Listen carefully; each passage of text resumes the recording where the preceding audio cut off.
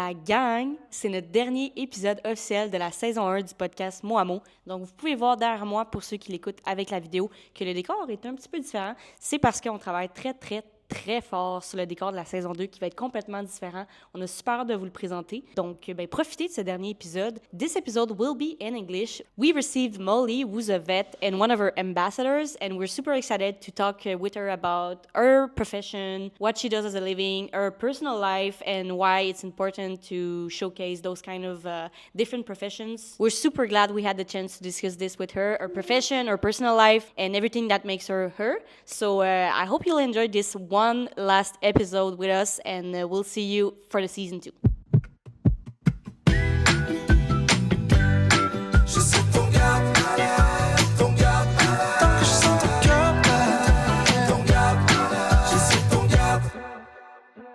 Hi guys! For today's episode, we're receiving one of our before virtual best friend and now one of our in real life bestie, Dr. Molly. Yeah. So hi Molly, how are you? I'm so good. I'm so glad to be here. Yes, we're super happy to receive you. We did a shooting photo with you, video yesterday. Yes. About your work and about a relationship with you. So I'll give you time to explain who you are and why you came here in Montreal today. Yeah. So yes, I'm Dr. Molly Brinkman, and I work in near Nashville, Tennessee. In the States, I'm a small animal veterinarian, so I work with dogs and cats only is what that means. And I have a family. I have little kids at my house, little human children, and a dog, Cooper, and my 6 chickens. Can't forget the chickens. Stella, Gertie, Pearl, Lucy, Thelma, and Louise. Oh, I love that. And all the old ladies. Like the most? My favorite chicken. My favorite chicken is Gertie. Why? She's the small, besides Stella's our smallest chicken. She's I am Samani. She's this little chicken. But Gertie, we have 2 gray chickens, 2 lavenders, and she's the little one. And she has always been like the friendliest, like sweet chicken. So she's my little buddy. So how many eggs per day? Right now, it's been cold. It's getting warmer, so Yeah. it's getting better. But right now we get like 3 to 5 a day. 3, 4 That's usually. good. It's pretty good. You're lucky. But we got to get to 6 a day. Yeah. That's You're what going to buy more, right? We don't have room for more right now. Okay. But I don't know. We might add another. Yeah. We love them. Everybody says like get a chicken and then be careful because suddenly you'll have like 20 chickens. Yeah, that's true. And I agree. That might be us one day. My neighbor has like 20 chickens. They have a huge Goddamn. coop. So Yeah, you gotta give them like a good environment. It yes. cannot be too small. Yeah. It's important. Yeah. We have a big yard, so we have room. Yeah. So maybe more chickens coming. But yes, we have chickens and our dog. And yeah, I am on social media, which is how I met Gard Milad. And it's been like, I don't know, over a year since I we've think been it's almost 2 years. friends. now. Yeah, a couple years. And I have loved just working with y'all in all different ways. And we have done several things together. One that's really cool is we'll talk about, I'm sure, today, but we work together with my nonprofit, and Ocean and Mai are just like so nice, and we chat a lot, and they help me with things, and I love their scrubs. That's what they do. Yeah, So really important. we love What's one thing you didn't think you would think about Garmala? Like, is there something that surprised you about the company or the people behind it that you Yeah. discovered during your stay here? Yeah, when I started doing social media, it's like, oh, I want to work with a scrub company because we wear scrubs every day, and I love fashion, so I like to look cute at work, right? And I discovered your scrubs because of Nurse John. I saw them on Nurse John's page. I'm like, oh, those are really cute scrubs. So I got some. I'm like, oh, I really like these scrubs. And then I reached out and we started talking, and I just was always so impressed with or surprised, like how nice y'all, just like your normal people who are so nice and like willing to chat with me and talk about things. And the first time I said, hey, I'm doing this project, y'all were like, yep, where how can we help, what can we do? So that was surprising in a really great way. Talking about the project, what is the project? Yeah, let's deep right in. Sure, we're gonna jump right in. It was more right at the now. end in our... Again? But we're off talking script I about always already. have the Yeah. good question. No, it wasn't one of the 2 questions. Okay. So you're okay. Yeah, so the companion project. So last year, it's something I've wanted to do for a long time. I do a lot of nonprofit work just in life, but I wanted to do something that was in my field. So Ashley Cole, who's my manager, but my friend, she and I started talking about we should start a nonprofit for vet care.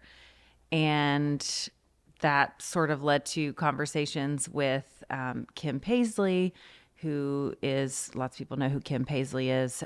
She's an actor, and she and her husband Brad have a nonprofit in Nashville already that's a grocery store, provides food security for people in Nashville. So it's a free grocery store. And Kim and I were talking about their customers, and I was like, how many of them have pets? She's like, I think a lot of them. And I'm like, well, if they need help with groceries, I'm sure they need help with veterinary care for their pets. And Ashley and I have been wanting to have a nonprofit to help with that, and we should do a clinic. So that's how the Companion Project was originally born. And Ashley and I said we could do this with other organizations. We'll just partner with orgs that are helping humans in need, because a lot of them have pets. Yeah. And so they need help with that too. So why the name Companion Project, and what exactly are you doing, like, concretely? Yeah. So the name took us a long time to figure out what we wanted to call it, but we knew we wanted it to be about the human animal bond, because we believe very strongly that it's important for both humans and animals. Yeah. And, there's statistics and studies. Kids who grow up in homes with pets have better life outcomes. And we all know that life is hard and dogs help. And so pets are important, and we want people to have access to a pet in their life. But we also want those pets to be healthy and have veterinary care. So that was the Companion Project is about, we want people to be able to have companions and their companions be healthy. So our model right now is that we partner with, like I said, human organizations who have already identified humans that need assistance for in different ways. And so we, through them, can partner and help with veterinary care. So we're having clinics right now. What we're doing is free veterinary clinics for wellness care, but also some sick care as well. So our first big project last year that you all jumped right in to help with was our clinic at the grocery store of the Paisleys. And we saw 100 patients, so dogs and cats. And we had great other partners, sponsors. And so they all got vaccines, heartworm tests. They got prevention for heartworm, fleas, and ticks for a whole year. They got dog food and cat food vouchers from Purina. Merck did all the vaccines and heartworm stuff and prevention. And they got microchips. So they got Home Again microchips if they didn't have one. And then we had all these other companies donate treats and supplements and, just all kinds of stuff. So. And all of the people were, helping, there were people that did it on a voluntarily basis, yes, right? Totally. So I put out the call. The nice thing is that's in Nashville, so it's my community already, and I know a lot of the vet community there. So literally just like few text messages, emails to friends, and we had several vets, vet techs, vet assistants. We had CSRs, like receptionists were there to help with all the paperwork. So how many people you need to take care of, like 100? To do that. So we had, I think, about 10 vets. We could have done it with less, but we had about 10, and then at least that many techs, probably more like 15 techs. You were like around 30, I think, right? Yeah, because y'all sent scrubs and hoodies for everybody. So I think it was about 30 people, all the volunteers. And we had a couple of specialists. So we had an ophthalmologist come, and so he did eye exams and patients that we found oh, this dog looks like it has cataracts, and he donated some surgeries if they needed it. Nice. Yeah. So is there a lot of people that need surgery because you don't do that right on that day? You can't. Yeah. So what we did and what we will continue to do is wherever we're doing a clinic, we'll have specialists in the area who say, okay, I will do this much pro bono work that comes from the clinic. Yes. So we identify a problem. We will hook them up with a clinic that can do the specialty work. We have an orthopedic surgery group in Nashville who has already committed to doing pro bono orthopedic surgery if needed, if we identify stuff. And those are things that, there's lots of places to go and get vaccines, vaccine clinics, and that's very important, but it's rare to be able to get that kind of like specialty care if you need Yeah. it. So we wanted to have that a part of it as well. And you're redoing it this year. Yes, Is there going to be anything different? Is it going to be bigger? Like what's your plan for this year? Yeah, so we're going to do it again this year. We're thinking in the month of August. We're working out dates. But the cool thing is that since we're going to do it this year at the store again, we'll have repeat clients. Yeah. And we will have seen their pet last year. So they're going to get 2 exams, 1 year Yeah. apart, which is great. So we'll get some follow-up. And we are hoping to be able to do more. The first time you do something like that, It's stressful. Ashley for and sure, yeah. Sarah, my friend, and I, who are the 3 kind of putting it on, we're like, we've never done this, so we're just figuring it out. So until you're physically doing it, you don't really know what all it involves. But now that we've done it, we have a good plan, and we're hoping to see more like 150, maybe 200. Damn. Oh, And I okay. think we'll have more volunteers because Yeah. it's more known and people are excited to be a part of it. For sure. But yeah, we'd love to see more. And we're not only going to work with them, we're still like in the process of sort of figuring out where and what all we want to do. There's some great organizations in Nashville that work with pets that belong to people that don't have homes. So there's a lot of that in Nashville. And There's always like a lot of things you can Yeah. continue doing. And yeah. So we're learning like the best way. We want to do things the right way, right? So we have a great relationship with the store. We have a place to do it. And then we're working on sort of plans. So maybe really exciting plans that will allow us to get to more people. Nice. Yeah. Okay, so how many times you get customers that can't afford like a surgery or stuff like that? And like in normal like practice. in real life, like Yeah. at the At your office. clinic. Yeah. Yeah. Yeah, so I'm very fortunate. Where I practice now, we don't run into a lot of that. I practice in an affluent area. Now, I definitely have clients who can afford things, but they choose not to do them. They don't want to pay for that. Oh, So what happens in those Like cases? it's a dog. It's just a dog kind of Yeah. Oh, comments, which is hard to hear. Yeah. Not always life-threatening things. Like usually, if it's something like we have to do this, or your dog's gonna die, or your cat. I practice in an area where it can be done. But I have practiced places before where that wasn't the case, and there were those really difficult conversations, which is a really hard part of being in vet med, because people do have to pay for their animals' Yeah. health care, and it's not affordable. Some things are not affordable. And so, yeah, that happens sometimes. Like, okay. What's the minimum amount of money that could save, but you have to say, yeah, like, is it like $500? People say, look, I don't have it. So how can you? sometimes, yeah. Because I know you can't say, I'm going to do it for free, because Right. it doesn't make sense. That's your Right. business, your work, to put to sleep Yes. a cat or Yes. a dog for that small, but not small amount. But what? No, She's laughing at you for saying thinks that. You're funny. Yeah, no, it's a real thing that happens, and every client is different. Yeah. And perspective is important here, because for some people, a $200 procedure is like, It's too much. Yeah. I That's it. can't, especially, a lot of people in the world and in America where I live and practice are struggling, and they can't afford eggs. Yeah, And yeah. That's so, it. I see. for some people, and sometimes it's $200, and I'm like, I can't do that. But veterinary care, it's not getting cheaper, and it is becoming more specialized. And so there's a lot of surgical intervention that a lot of vets are going to say you need to go to a surgeon for that. And going from a general practice vet to a boarded surgeon is a huge jump in price. And so a lot of surgeries are going to cost $5,000, $7,000, $10,000. And that is not feasible for the average person. And which is why pet insurance is really important. Okay. Is And a there, thing- is there a lot of people that has? It's pet growing. insurance? Yeah. And Do you pet have some for Yeah. yourself? and pet insurance isn't cheap either. No. No. It's a monthly premium. Yeah. That's a bill. But if The it's cost of having a dog or a cat it just gets like you have to think about it before. Yeah, there's a lot to think about. So yeah, we run into that situation, and I've practiced in places where that decision had to be made.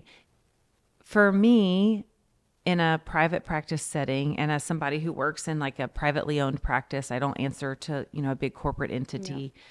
That's one of the things I appreciate about it is we can decipher situations where we say, okay, yeah, this is a person who really just cannot afford that. This procedure could save this dog's life, and the dog would, or the cat would go back to totally normal after. How can we make that work with what they have?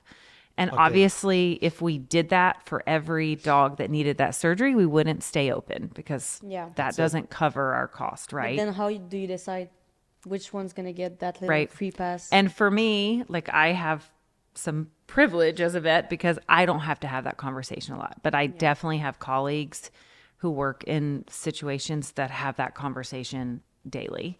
And that's what's really hard is because they have to say no because they wouldn't have a job if they said yes. But there are more organizations like the Companion Project that are way more, established than we are that are helping with those things. A lot of clinics have angel care funds where people can donate, and we have one at our practice. So like I had a family recently, we euthanized their beloved dog and they made a donation to our angel care fund in honor of the dog. Wow. And so that fund we just have, and it's reserved for those situations. And in those situations, we would do a surgery at a lower cost and cover it with the angel fund. But do you think too many people who can't afford animal have animal? He's just going right to it. Steve. I think that I want everyone to be able to have the joy and the life enrichment that a pet brings. Okay. Yeah. I think that's something everyone should be able to have. It does come with a lot of responsibility, and some of it is financial. Yeah. I think a lot of people get pets that they can't afford because of what the pet is. So I think a lot of people go buy a dog from a breeder that they don't really understand what it means to buy this type of dog. Because it's like a baby. Yeah. It's like a baby. And if you buy a dog like certain breeds, they have special needs. Yeah. I mean, if you buy certain breeds, you are signing up for very likely having major medical bills because you'll have bills. Yeah. Because they are bred to have characteristics that lead to medical bills. Yeah. What kind of and breed? we're going to talk about yours. Frenchies are a breed. And they're really popular. So they're very popular. And so this is a thing. Yes, because some very popular breeds right now are dogs cats that are prone to a lot of problems, and those problems cost a lot of money. And the internet is a harsh place, but you read people talk very negatively about veterinary medicine right now online a lot, and about how nobody can afford a vet anymore, and our prices are ridiculous. And we wish it was we wish it was everybody could just have access to vet care, and it was, could be subsidized or whatever, so that everybody could have it. Yeah, we would love that. We would love for everyone to have insurance, right? But it's hard being on this side, seeing that attitude, knowing these same people, some of them who are saying it, they're mad about their bill, but they bought a Frenchie who has all these problems. No, the question was not like, is vet too expensive? It's like people need to put money where they not really needed, because but dog is a luxury. Like I mean, if you can't pay your cell phone, if you go buy a dog, even if you don't go to the vet, just the food and all the clothing that they buy for, so it's extra money that you could put somewhere else. So I'm not saying vets are too expensive. I mean, everything is expensive right now. So. But it's still like something that a lot of people say. But it's something people say. Yeah. And the people that say it, there's a gap sort of in that logic, because yeah, you don't have to have a pet. You sign for it. I like- want everyone to have a pet. Yeah. You know, they don't have to. Yeah. And I don't ever want it to become like only wealthy people can have pets. No, you know, exactly. we never would want that. But I do think it's such a big topic, such a big, Yeah. and we're going to solve Yeah. the problem here. But I do think it's why it's important that my profession, my field, continues to be reasonable as far as I want vets coming out of vet school to be able to do things that a specialist does when someone can't afford a specialist. And I do think that this is part of the issue in our field is that our vet schools, in some ways, I don't think they're doing it on purpose, but I think it's becoming so much more specialized, like human health care, Yeah. that general practice vets don't necessarily feel equipped to do more than more basic things. Like we've talked about this in the last 24 hours, but like I will rodeo, I say, like I refer things to specialists if they need it for special surgery or whatever. But a lot of times clients can't afford that. And so if they can't, in a lot of situations, am capable of saying, okay, well, I'm your next best option. Here's what we can try. And just kind of thinking outside of the box. Yeah. Okay, because if we think about it, like it's way cheaper than a real doctor, not a real doctor, sorry, like a human doctor. Yeah. Because a vet is a doctor. So you said surgery for $3,500, but if you go for your knee, it's going to be Yeah, that's- $30,000. Especially in Quebec, I feel like people don't understand how much human doctors, if we were, because here it's free. Right. If we were charged everything Yeah. when we go to the hospital for free here, Yes. people could not like say that after that vet is like super. That's it. So if you Pricey. compare it, and it's not the same thing, but almost like, you know, how do you say that? Opérer. Operation? The operation, the Do all- surgery. Yeah, The surgery, a yeah. dog leg or a human. It's It's gonna be like- expensive like both situations. you need to yeah. study a lot to know how to do this, Yeah. and so prices are not the same. So it's Yeah, and the actual medicine is so much more similar than what Yeah. most people realize, and Yeah. the equipment that's needed and the staff and all of that. It is very similar. And in America, you know, our healthcare system is a big part of it is the insurance system. And it's so complicated. And this is something people argue about online. Oh, well, if you had that surgery as a human, it would be 10 times more. And technically, yes, on the bill, it is 10 times more. But the insurance game is so complicated. You don't really know what it costs, right? But you're right. Everything is more expensive and in the world. Yeah. And it's always interesting to me that veterinary medicine is what gets picked on for Yeah. being more expensive. That's true though. That's- Yeah. It's It's because like I don't think that's what we were saying like for like the 10 past minute, but people sometimes I think they don't think past just buying a dog, but it comes with that. Like it's you have to think about it when like you're signing up for those kind of bills. yes. Which dog breed would you say like cost the less like Is low maintenance. Yeah, What's low a low maintenance. maintenance dog breed? Yeah, you know, a lot of mixed breed dogs, a good old mutt, a lot of the times is a more low maintenance dog. Why is that? That's weird. So huh? that's Like another pure- topic. Pure breed, they are more complex, more. It depends. So some breeds that are purebred dogs that come from breeding operations that are very thorough and ethical and responsible, and they are trying to maintain the integrity of the breed. So you have different types of breeders. So there's breeders who are just selling dogs, right? Yeah. They're breeding dogs to sell, and they're not necessarily paying attention to yeah. to the integrity of the breed or making sure that these dogs are healthy and they're going to continue, you know, the whatever the breed is supposed to be, right? So like, for example, Labrador Retriever, that's what I have. It's a very well-known, long-time breed. Yeah. Lots of breeders. So there's, you know, not a lot of crossover in breeding lines because there's a lot of them. And there's plenty of lab breeders who just have 2 labs. They make puppies and they sell them, and they don't do extensive testing like OFA testing to make sure they're not prone to hip dysplasia. Or we now have a lot of genetic testing options in these breeds to breed out diseases, right? Okay. So there are some breeders who are doing that. And those dogs that come from those breeders often are low maintenance dogs, depending on the breed.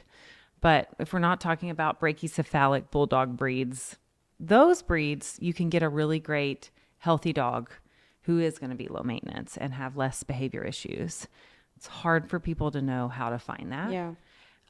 Some of that is because people like me are afraid to talk about that online because people are so anti-breeding.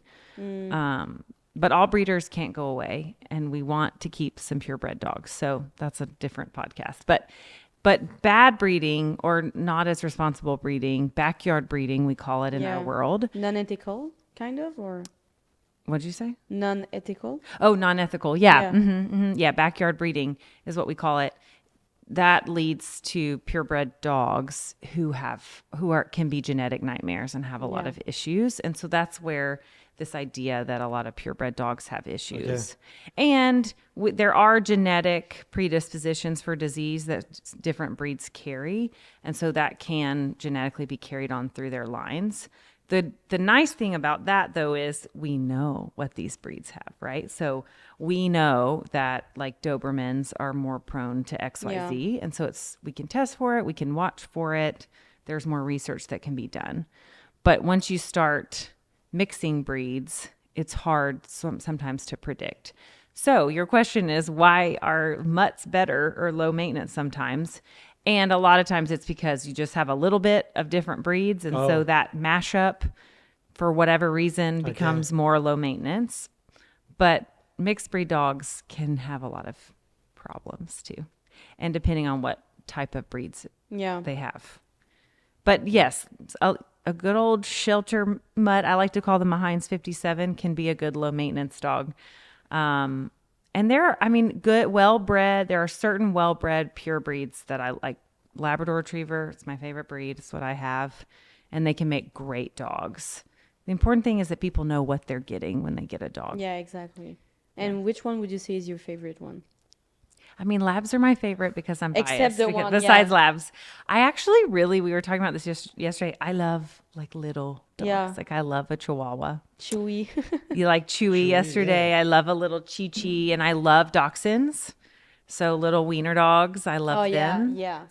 I would definitely have. Do they have problems with with the back? Yeah, they're predisposed to that's the fact that because they're too long, like the it's the way their backs are made, and they are long, so but there's kind of things that you can do to help, right? Like my friend has a wiener, and like for instance, like when you want him to go on the sofa, you can have like little stairs and like just help him. So there's kind of things you can do to help once you know what kind of problem your breed is more predisposed keeping to. them at a good weight. Very important. Yeah, if it's overweight. For every all dogs, dog, but especially Dachshunds, Why are cats like fat? Yeah. Like, because we domesticated them and they lay around in the house and just have they don't free move reign. enough, like they should go outside. Some of them move. Like Nathan's cat, Casse-Tête, yesterday was like super. Like, his shape. cat was thin. Yeah.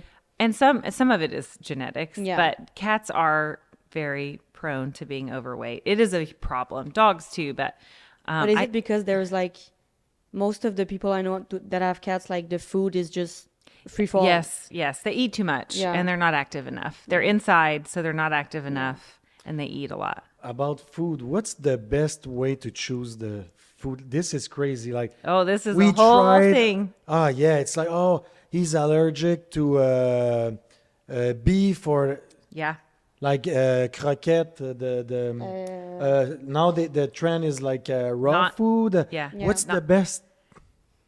There's nothing best. Asking for a friend. There's no real answer. This is what I tell. I actually recorded one of my podcasts about dog food because it's so complicated and there's so much argument online about it. Oh my gosh, it's like the hottest topic. Yeah. And this is a thing. I like to call it pet food privilege because there's so many people online who are like, if you feed your dog kibble, maybe that's what it's croquette, kibble. that's terrible, and kibble's giving dogs cancer, and it's so bad, and blah, blah, blah. And it's not true. And it, ostracizes people who can only afford to feed their dog kibble and makes them feel guilty. Like, oh, I'm not doing, Yeah, every time you're putting like, oh, you're this like, is I'm bad. But killing it's, my dog almost. yeah. And I hate that about it because it's not. Okay. My logical brain and your logical brain and your logical brain says, obviously, there's probably a benefit to feeding like fresh whole foods rather than dry processed kibble, right? Yeah. Sure. Yes, there is some benefit to that. And there's more research coming out that says, yes, there are benefits to feeding our pets fresh, whole, cooked, not raw food. And so for me, a lot of my clients can afford to buy or make fresh food. And so I encourage it. I'm like, yeah, great. Here's what I would do. And there's commercial companies now that make fresh dog food and ship it to you. So Just Food for Dogs, Winwood, those are two. Nom Nom, I like those three. They make it, you pick it, they ship it to you frozen, and you thaw it and serve it. But that's meat or Meat, vegetable? veggies, rice, It's yeah. all like It like comes in a pack, and it's all mixed together, it's frozen. Okay. and it's frozen. Okay, we started to feed Joseb with that, but it was because it was raw meat.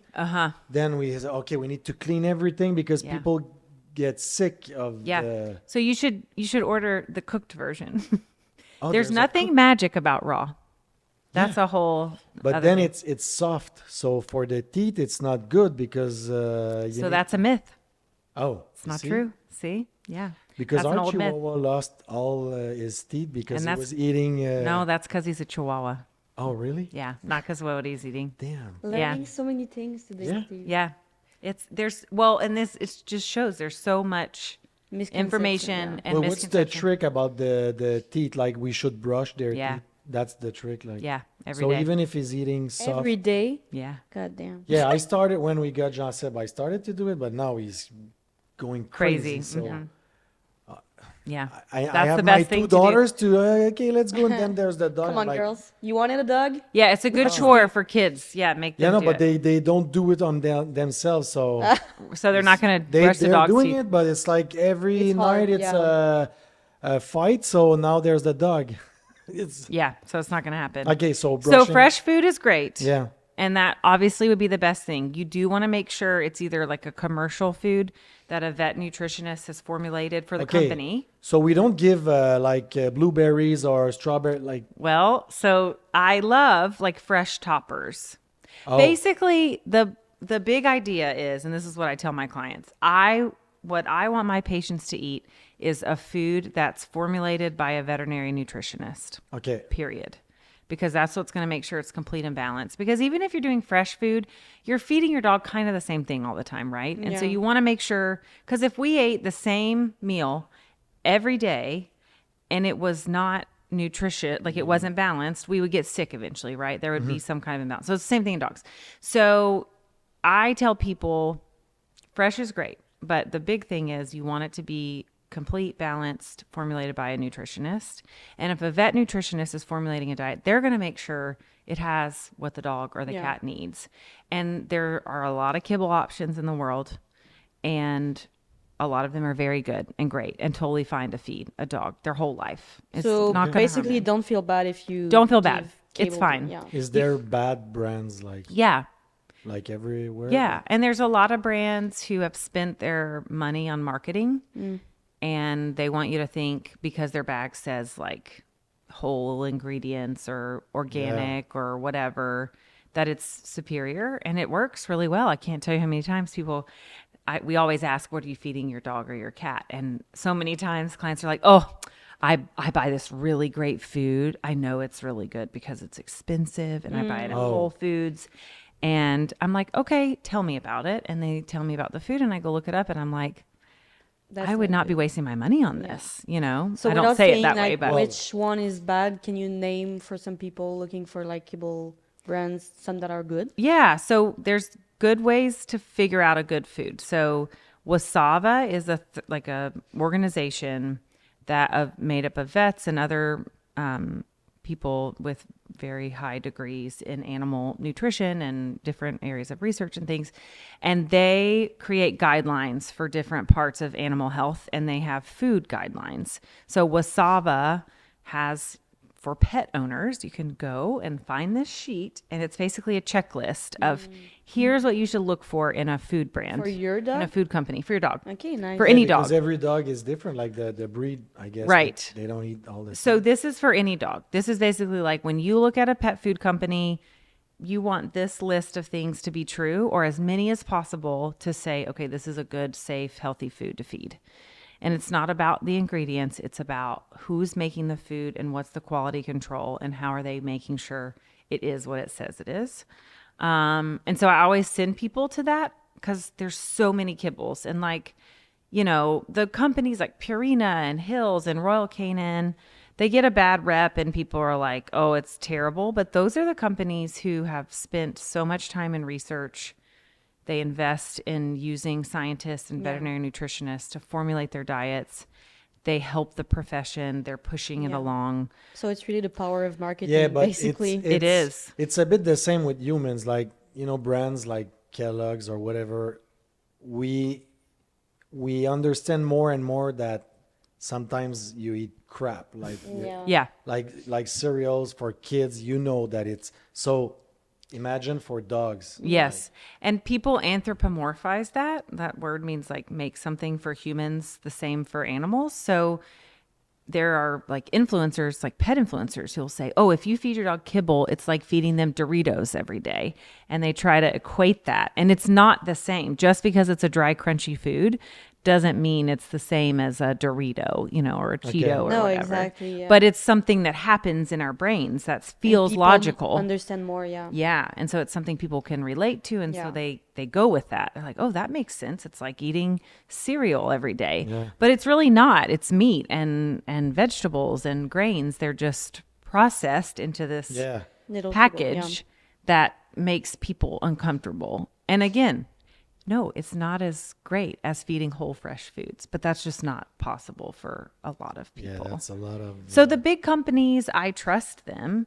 And, you know, people say, oh, you're in bed with Purina or Hills or whatever. All the vets, it's a joke. It's like, I'm waiting for these checks these people are talking about. We get kickbacks, but like we don't. And my vet school is not funded by Purina, but those are just like things people say. But those big companies, I trust them. I know if my client puts their dog on a food from one of those brands, like You feel okay with that? I feel okay with that. But there's a lot of other companies that are doing things well, and they're trying to catch up with like the research and the quality. Smaller companies. Yeah, trying to- Farmina is one I've recently learned about. Not a plug, just one I've read about. I'm like, oh, But okay. DM her, by the way. Farmina. But yeah, it's one I've like heard and learned about. And so it's one I've started telling if clients are like, I don't want to feed the big brands. I'm like, okay, Yeah. look into Farmina. And Blue Buffalo is a brand that's been around a long time, and they now follow all of Wasava guidelines, and they have prescription diets now. And so they've sort of joined the other big three. And so I've learned a lot about Blue Buffalo, and I like their diets too. Nice. It's people put too much pressure on what food they feed their Yeah. dog. Yeah, we did that. Yeah, it's And stressful. we said, look, like Mary went to all those stores, and you go to one place, oh, this is crap. You absolutely need raw food. But then she said, yeah, but it's a lot of work. Like we Yeah. need to wash everything and be careful for us. And honestly, it was, And the kids. and the kids and everything. Then she goes, oh, the other place said, no, that's not true. So it's tough. Like, Yeah. Sometimes so we like just two- said, okay, look, we're gonna. Like, Well, and some people like it's really convenient to feed kibble. yeah, Yeah. yeah, you can carry Just pour it, everywhere. yeah. So because no, you need to bring a cooler if you go. Man, it doesn't make sense. Like it's a dog. We love him, but still, like Yeah.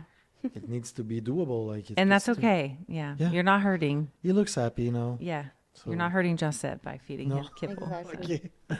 So we've talked about a lot about like the place you're working right Yeah. now, Mhm. which is like in a good neighborhood and Yeah. everything. But before that, you've Yeah. been a vet for 16 years, right? 10 years. I've 10 been a years, vet. sorry, Mhm. okay. No, it's okay. So, where were you? You're making me.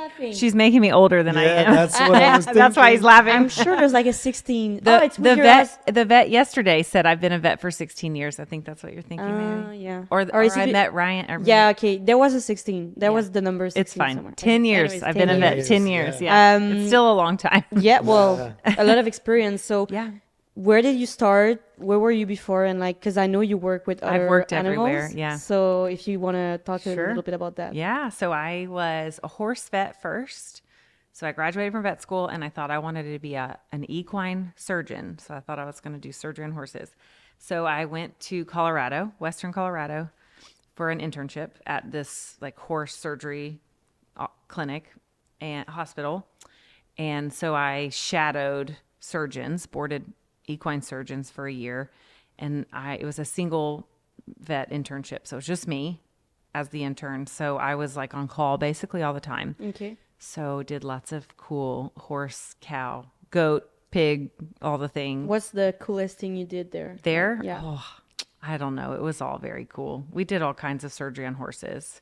And if you've never seen like horse surgery footage, you need to go watch. It's crazy. Yeah?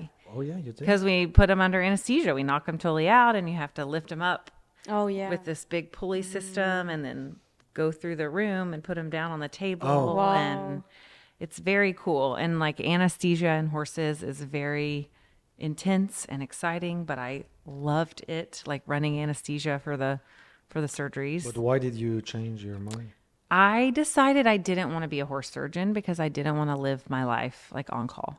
Yeah. Because I watched Because this. it's like part of the job. Yeah, the surgeons I Oh, work. okay, yeah, because it's not like cats and dogs. Like You don't have, like, get a call every- horse. Oh. No, yeah, like horse surgeons, like they are the specialists. So, and horses colic and need colic surgery in the middle of the night. Like that's when that happens.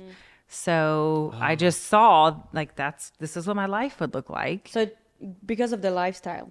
Yeah. Because if it was like a 9 to 5, Yeah. you probably would have stayed. Yeah. I mean, I loved it. I miss being in that world, like Yeah, equine the, practice, the horses and the The ranches. I don't know how to say it, but like the trail must be. Yeah, Can you it still is. practice, or you Ugh. lost your? Technically, I could, but I'd have Okay. to like learn things again. Yeah. Yeah. And medicine changes, yeah. So 10 years ago, what you were It's supposed not to the do is same. not what they do now with workouts. Is and it stuff. easier on horse because it's bigger, or it doesn't change anything? No, it's just so different. Yeah. I always used to say, horses, small animal medicine is very complex. Yeah. Like in one day, I will see 20, 30 patients and they could all have different Yeah. problems. And dogs and cats get all kinds of diseases and conditions. It's very complicated. We used to joke it when I was a horse vet, like horses get like 10 different things. Like you see That's a sick it. horse, it's mostly one of Yeah. like 10 things. Process of elimination. So you're is like quicker. doing a lot of the same things over and over again. Horse vets, I'm not discounting your job, but it's different. It's harder in a lot of ways because sometimes it's less complex. You're mostly working on one species, but just all the logistics and the physical part of working with horses. It's big, so They're big, they're dangerous. Horses can kill you, and horse surgery is a whole different ball game. And general vets who work on horses don't do complex surgeries. Like the surgeons are who do those complicated surgeries. So it's hard in a different way. And small animal medicine is in some ways like the medicine can be more complicated. There's just a lot more things you sort of have to like be thinking about disease wise. But they are small and most of them won't kill you, and some of them might. But and horse clients are a breed of their own, and they're difficult in their own way. And small animal clientele is difficult in another way. The people are difficult, Yeah. because you're just interacting with sometimes very stressed and upset Yeah. people all the time. But I love both of them a lot. I love small animal because I love surgery, and I get to do a lot of surgery in dogs and cats. And I love dentistry, and I get to do all of that. And there's dentistry in horses too, but there's just a lot more you can do. Yeah. And you what's also. oh, sorry. It's a good question, I promise. You also did some C-sections on like cows and Yes. other animals. So large animal surgery, it's a rodeo. So yeah, when that practice, they did not just horses, all large animals. And so, yeah, we did cattle work, and in cows, we do usually C-sections while they're standing. It's very cool. Yeah, They don't feel it's it. We crazy. block all the nerves, but you you make an just, like- incision down their side, and they're standing in a chute, Oh, and cut through everything, get into their uterus, take the calf out, Wow. and somebody works on the calf while you sew everything up and let her out of the chute. That's crazy. what's the most like ridiculous animal you? Not ridiculous, but like Weird. an hamster or a turtle. Did you ever? Did someone bring you? Oh, my turtle is not. Yes, actually, I have a good. I took an eyeball out of a guinea pig one time. Oh, I did yeah. a guinea pig enucleation. Yeah. So my You have to practice. remove the eyeball. Yeah, I did a little surgery and took his eyeball out. Yeah. Our practice, we just see dogs and cats, really. Oh, okay, yeah. Occasionally, we'll see like a chicken or something random. But I've worked in a clinic that saw everything. Okay. And I worked on kangaroos. That we had a client that had kangaroos. In the States? Yeah. What is he doing with a kangaroo? They had like a petting it- zoo kind of situation. Oh, okay, okay. And they had wallabies and kangaroos and camels and Okay. alpacas and That's llamas. sick. So that was kind of cool. And then we would see like pet store animals, so some Oh. reptiles and Rabbits, stuff like things that. like that. Yeah, I didn't do a lot of it because my inclination is not to Yeah. help a snake. Yeah. Yeah. So, and I don't know. I mean, exotics is a whole nother exotic vets. They're Is there like do you clinics specialized? in yes. that? Do you learn that in school? Like We learn the basics, just oh, okay, yeah, yeah. not then a you lot. specialize. And then, yeah, I mean, there's people that have special interests in exotics. And so you can do residencies like in Zoo Med, but there's plenty of vets who just really like exotics. And so they take more time to learn it in school. And then they do internships in clinics that do exotics, and they learn. And Do they you know. think that they have less emotions than a dog or a cat? Oh, do I Like the the animals? The reptiles? animal? No, reptiles or I mean, yeah. I mean, I think science says yes, some of them do. they don't. But Yeah. but there are really cool exotic animals that I got to learn about in school, and like seeing friends that do it, and it's very eye-opening, like the things that they can do. And there's a lot of animals, like creatures like that, who you think, oh, it's not the same as a dog or a cat, but that people have them in their home, and they're very special pets Yeah. to them. And you see, Yeah. like social media will show, like they have these very cool relationships and emotions. Yeah. and- Yeah, Okay. I think some cases are special. but I yeah, guess. snakes, Nah. I'm not into it. Yeah. Yeah. You said Some that, people love their snakes though, Yeah, well, I but don't know. that's Yeah. not me. I'm not those people. I don't think. But would I have ever a seen a snake. little bit of everything. Yeah. I've worked in a lot of clinics. I did large animal in Colorado, and I was there for 2 years. But they had a small animal clinic too, so I did some dog and cat stuff. And then I did mixed practice, so everything at that clinic in Tennessee for a short time. I didn't stay there long. And then I moved to all dogs and cats after that. So I've been doing small animal only for like 6 years. Okay. Yeah. Did you ever saved one of your chicken or animal? Not mine. I've Okay. lost 2 chickens, and they were already gone when I found them. Oh. But my neighbor I've helped her doctor her chickens a couple times yeah? next door. She's my good friend, and she has a lot of chickens. Oh, a duck recently. We have a client who's a trainer, and they found this injured duck at like a park and brought him in, and his leg had been wrapped in like fishing line. Oh. And it was like dangling, so we amputated his little leg. He wasn't using it anyway, and one of our techs took him home because really? their neighbor has all these ducks in a pond, and he lives there. And Oh, that's so cute. yeah, so we rehabbed a duck recently Oh. and amputated his leg. So you said that one of the things you love the most about your job is like surgery and Uh-huh. stuff like that. What's the thing you love the less? The least or the, least. most? The least. Oh, okay, I told them yesterday at the clinic, there's a surgery called a gastropexy, where you tack the stomach to the side of the body wall in like big, deep chested dogs, like Great Danes or like that Leon Burger. Yeah. So that they can't twist their stomach, called a GDV. It's like a fairly fatal condition. And so you can sew their stomach to the side of their body wall, like their rib cage, so that it stays in place and it won't twist. Okay.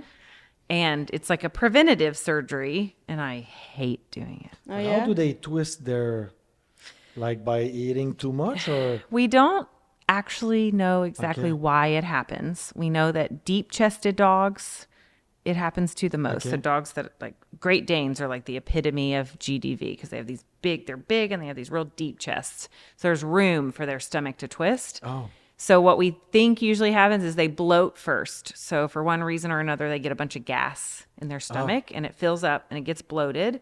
And then it's kind of like, I don't know, it gets big with air and then it twists. And when it twists, that cuts off, blood supply Oh, to the stomach, and it can pull the spleen up with it because they are kind of connected. And so the tissue of the stomach starts to die because it's, there's no twisted, the more blood blood. flow's cut off. Yeah. And so it's an emergency. They will die if you don't do emergency Okay. surgery. Now, the surgery to fix a GDV, I like. Okay, this I one, love like, emergency the surgery. preventive part you don't It's like. the PEXI, the preventative, because you're like in this deep, huge chested dog, and it's kind of a clunky. I don't enjoy it. Do you Maybe do it someone needs to frequently? teach me a better way. Yeah, we have to Oh, do it yeah. a lot Yeah. because we see a lot of big dogs. Yeah. But I hate doing it. All right. Last question before going to our last segment. We talked a lot about your job Yeah. and what you do and what you did in the past, but I want to talk about you also as like not a vet. So Okay. you're a mom. Yeah. You have a husband. Yes. So do you want to talk a little bit more about Sure. like your personal life and Yeah. your family and how important it is for you? Yeah. So yes, I'm married to Ryan, and he teaches And high he's school. cute. He's very cute, yes. And he teaches high school. And he coached football for a long time until now he's quit doing it. But we have 2 kids at our house. So Owen and Hadley, they're 5 and 3, almost 6 and 4. And we have a very loud, fun house right now. But no, we love our kids and we like to travel with them. They're in Did you? No, as of right now, or you want to travel with them? We want to travel more with them. We have some. We took our son skiing last year in Colorado, which was fun. So he got to learn how to ski. So yeah. And how did you meet your husband? I know it's like in school. We but, met like, in college, so we got fixed up by two of our his friend and my friend were dating, and he was transferring school, so he was coming to our school. It's actually a funny story. We met, so they were like, "Oh, Molly, you need to meet Ryan. Ryan, you need to meet Molly. Y'all, have very similar families and backgrounds, and we think you'd like each other." So we met when I was on my way to a date with another guy. Oh yeah. So I was like, I dated around in college at first. So I was like going on a date with this guy, and Rebecca, she's like my best friend. She's like, "Oh, just come down and meet Ryan on your way." So I like walked down and like meet him on my way out, and I was like, "Oh, he's really cute." Did you go to the other date? I or- did go on the date. So he knew I was going on a Yeah. date, and I think he was like, "What the heck?" So he didn't give me a lot of attention. Like we met, whatever. So he went back to where he was going to school at the time, which was a couple hours away. And this is a funny story now, because fast forward, he came to my college the next year, and we sort of started hanging out and started dating. Rest is history. But when we first met that weekend, he went back to his school and got on the elevator in his dorm. And this guy who I went to high school with, who was like friends with my high school sweetheart boyfriend, who I was broken up with then, obviously, gets on the elevator with Ryan, and they knew each other from going to school together. And Ryan's like, "Oh, hey, I met someone this weekend, Molly." And that guy turns to me and goes, "You need to marry Molly Hayes," was my name at the time. And Aw. Ryan was like, "Oh, okay." Oh, yeah. And he did. So Oh, that's so cute. yeah, it's cute. So So that's you've how I been met. married for like Almost 12 years. 12 years. Wow. And we met, that was a long time ago. So we've been together like 18 years. How much for you and married together? 20 years. Yeah. Almost. Yeah, it's a long time. Nice. What's the hardest part about being married, according to you? Well, now with kids, marriage is hard with kids because Yeah. you're juggling a lot of things, and it's hard to like be a married couple separate from people who are raising Yeah. human beings. Yeah. I mean, because it's stressful and you don't always like each other when you're having to be parents. Yeah, it's tough to take the time to be to Just the two of just you. the two. Yeah, because Yeah. the kids they're everywhere. So Yeah. I think that's really important. Yeah. So like getting, traveling some, just us. And But how's the schedule? Like working hard, it's It's a hard. big job. You're doing a lot of social media, so yeah, how do it's you a lot. manage everything? Well, my husband is amazing and he's like super dad. Like he's very hands-on, very involved dad. He does all the things with me. He's very much my partner in parenting. everything, Yeah. And he teaches school. And so that helps some because his schedule is Yeah. better than like Summer a and crazy everything, 9 to yeah. 5 job. Yeah. So he has now that he's not coaching anymore, he has a break in the summer and his like day schedule is similar to the kids. Yeah. So he gets, and one of my kids goes to school with him. So he takes her to school and he brings her home. So that's great. And my schedule has become crazy and it's a lot to juggle and I'm traveling some.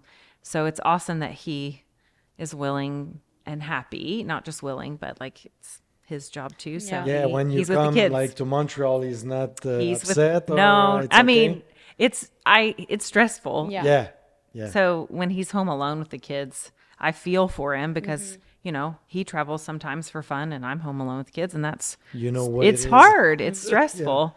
So yeah, I think it definitely makes both of us appreciate each other more because he appreciates that when I'm there, Yeah. when I'm gone, and I appreciate when I'm gone that he's there alone. Yeah. But it's hard. But we still like each other. We love each other, but we like each other That's a still. good. So That's good. that's important. yeah.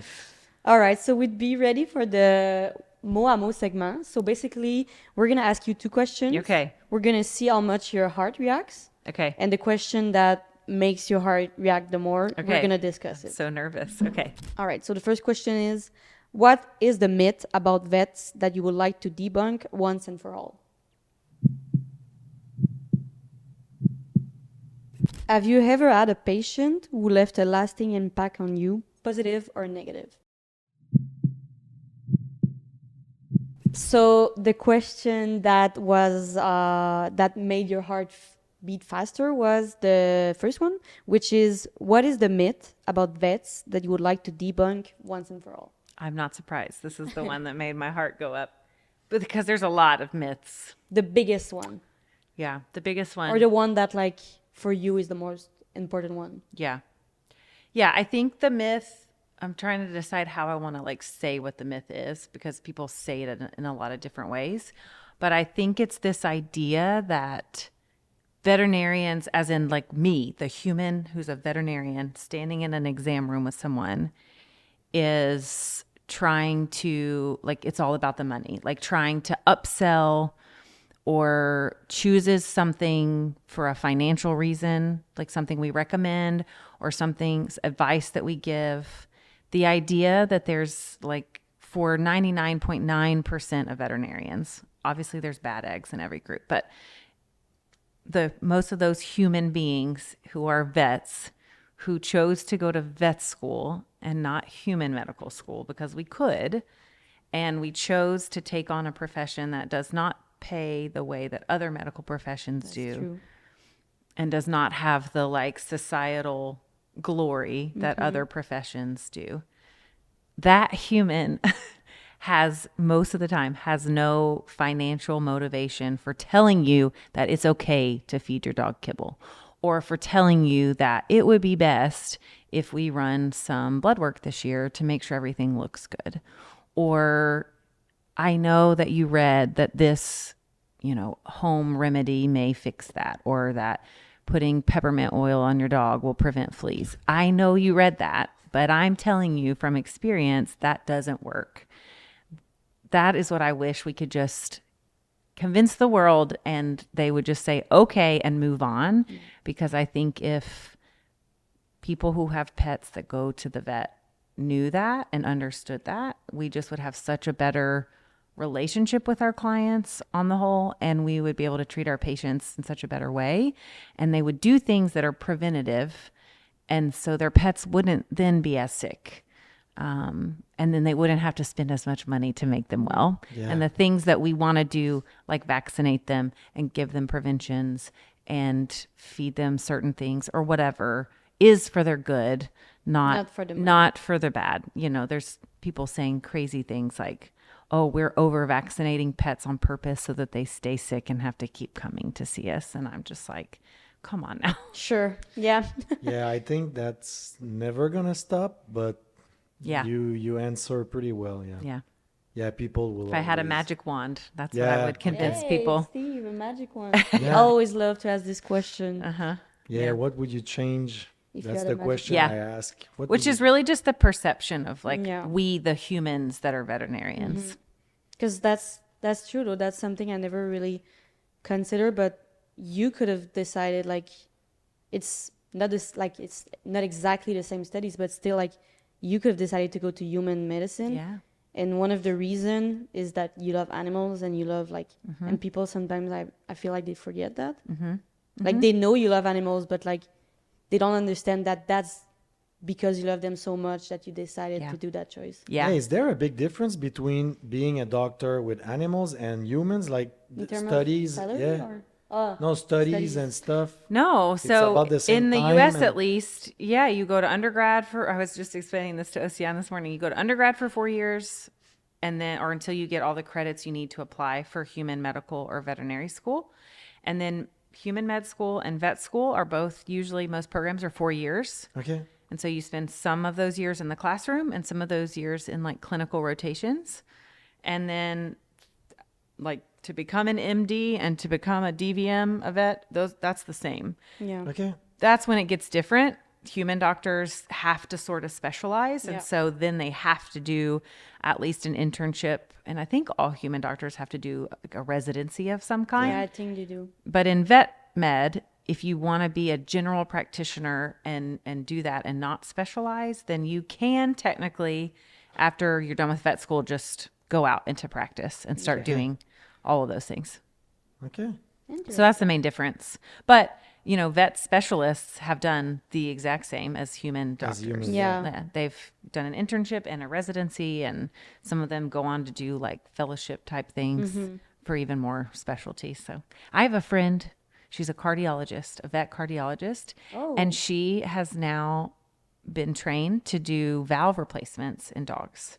And she's one of just like a handful of vets in the world who can do that. So And she's studied with human cardiology, like surgeons that do that.